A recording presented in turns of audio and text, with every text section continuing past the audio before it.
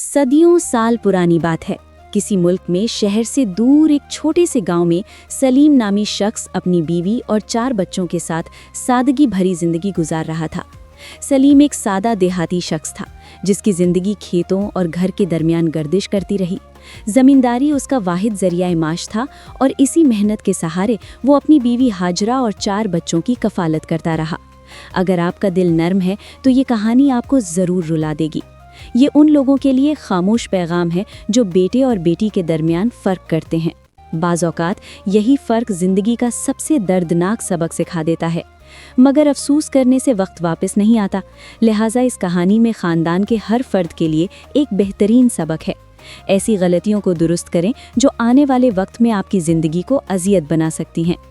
हमारे किस्से सुनाने का मकसद भी यही है कि आप दूसरों की गलतियों से सीखें और ख़ुद को बड़ी आजमाइश से बचाएं। सलीम दिन भर खेतों में काम करता और रात को थका हारा घर लौटता, लेकिन जैसे ही उसकी नज़रें बेटे इमरान की मुस्कुराहट पर पड़ती, सारी थकन दूर हो जाती। हाजरा भी बेटियों के मुकाबले में बेटी से ज़्यादा मोहब्बत करती और इमरान पर ही सारी तवज्जो देती, जबकि बेटियां सारा दिन घर के कामकाज में लगी रहती, मगर माँ बाप की एक प्यार भरी नज़र के लिए तरसती रहती। दिन महीनों में बदले, महीने सालों में, और देखते ही देखते इमरान 23 बरस का हो गया। अब वो वक्त आ पहुंचा था जिसका सलीम और हाजरा ने बरसों इंतज़ार किया था, अपने बेटे के घर बसाने का वक्त। दोनों खुश थे और दिल में दुआएं लिए बैठे थे कि बेटे की ज़िंदगी खुशियों से भर जाए। गांव भर में चहल पहल थी और तीनों बहनें भी भाई की शादी की तैयारियों में मसरूफ़ थीं, मगर उनके चेहरों पर एक अधूरी सी मुस्कुराहट थी। बज़ाहिर वो सलीम की बेटियां थीं, मगर घर में उनका मुकाम वो न था जो होना चाहिए था। माँ बाप की मोहब्बत के बगैर बेटियों की खुशी सिर्फ चेहरे तक महदूद थी। सलीम और हाजरा की दुनिया का मरकज़ हमेशा उनका बेटा रहा, जैसे वही उनके बुढ़ापे का सहारा और घर का असल चिराग हो। इसी दौरान बड़ी बेटी मरियम के लिए शहर से रिश्ता आया।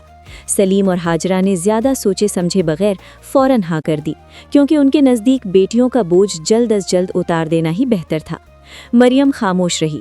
वो समझ चुकी थी कि उसके जज्बात की कोई अहमियत नहीं। यूं भाई की शादी से पहले ही मरियम रुखसत कर दी गई।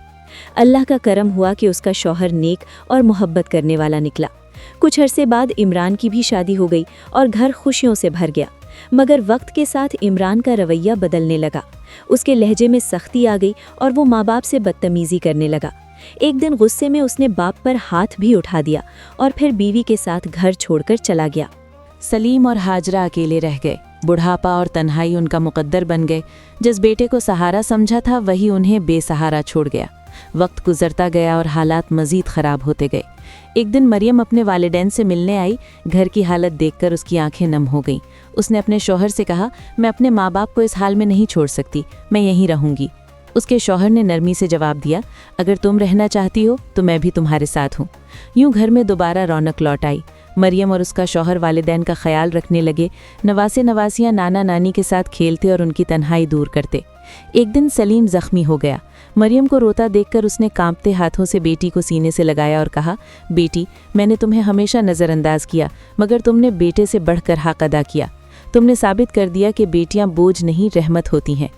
आखिरकार सलीम इस दुनिया से रुखसत हो गया और कुछ ही अरसे बाद हाजरा भी चल बसी, मगर उनकी आखिरी मंजिल वही बेटियां बनी जिन्हें कभी कमतर समझा गया था।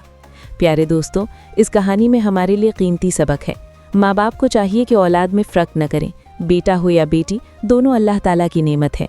मोहब्बत के साथ अच्छी तरबियत भी ज़रूरी है, क्योंकि बेतरबियत औलाद न खुद कामयाब होती है और न वालिदैन के काम आती है। बेटियाँ वाकई रहमत होती हैं, दुनिया में भी और आखिरत में भी।